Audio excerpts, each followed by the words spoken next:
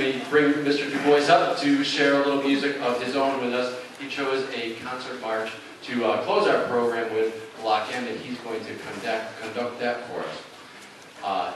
As we close our program in this dedication night, this dedication of this auditorium to Mr. Dubois, I have a proclamation from the New York State Senate. Citation from Senator James L. Seward in recognition of P. Elliott Dubois.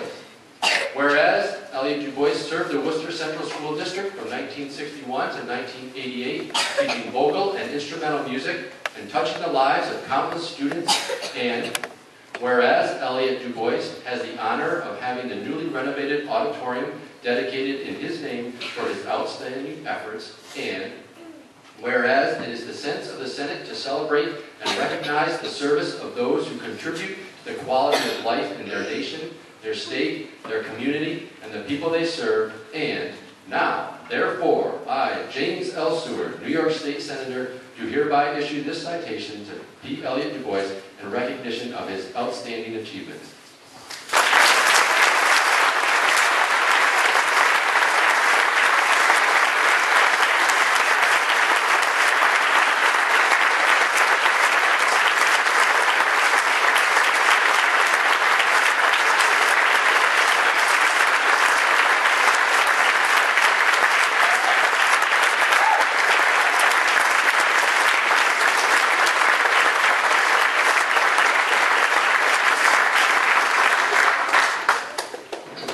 Good evening. Ladies, evening, and gentlemen of the audio radios. It'll come to me.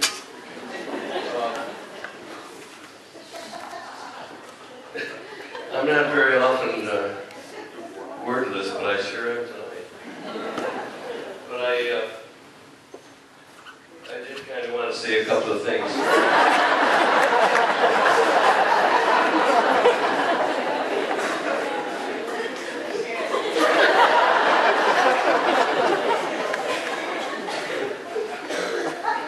If I didn't know I ate as much sponge as in my right mind most of the time. Oh, by the way, this Dubois, whatever the other name is,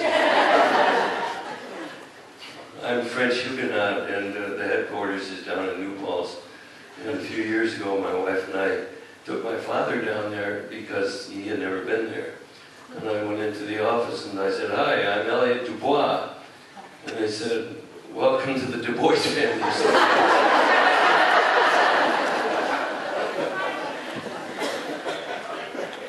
We have 5 kids, 3 Dubois and 2 Duboises.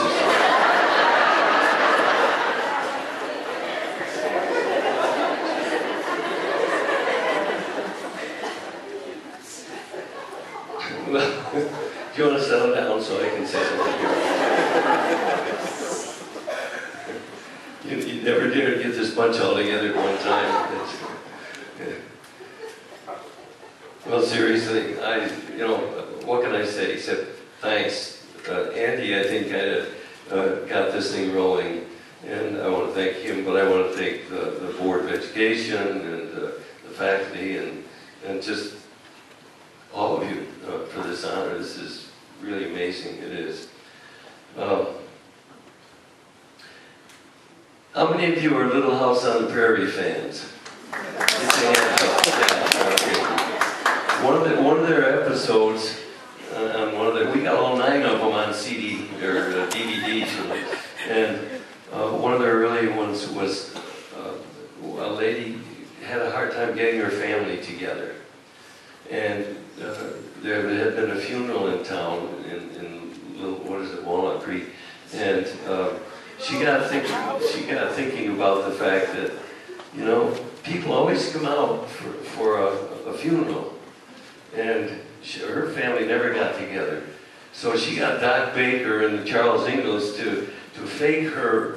Any of you remember seeing that one? Yes. Yeah. And the whole family got there. And you know what? She got to enjoy her own funeral. And this is kind of nice tonight because I'm getting a chance to enjoy it. There's so many times this is done posthumously, as you know. And I'm glad they stopped before that.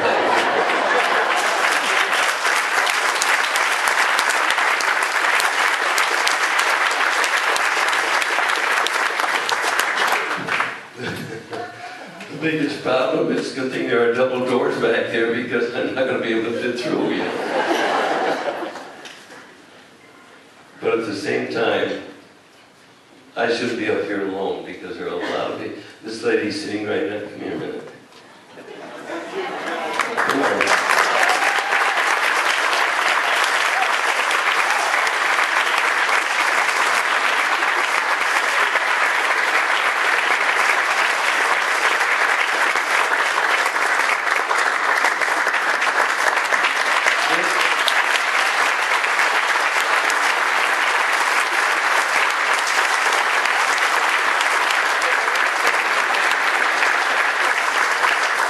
This lovely lady, all the time I was spending hours in this auditorium, she was fighting with those 5 onions.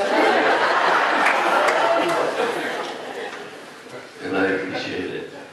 And I still appreciate it. And there are so many others too. I don't know if they're here tonight, but Evie and Jean.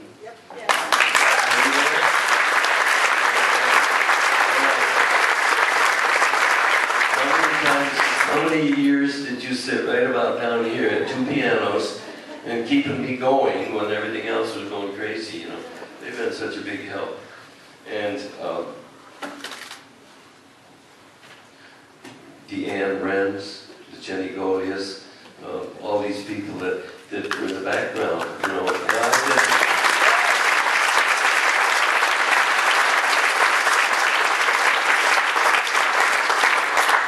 I get the spotlights in my face up here, and they don't because they're in the background, but where were they important? Let me see what else I got here too. So, well, you know, I just, what are you doing up here still?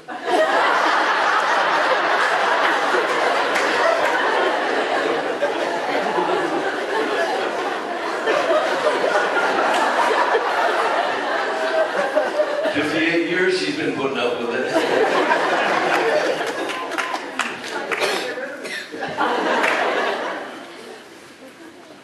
But you know, the real thanks go to God because He gave me the ability to work with a lot of you people and a lot of your kids and the grandkids, and you weren't even born yet when I went there. So thank you again so much. And now let's play some music.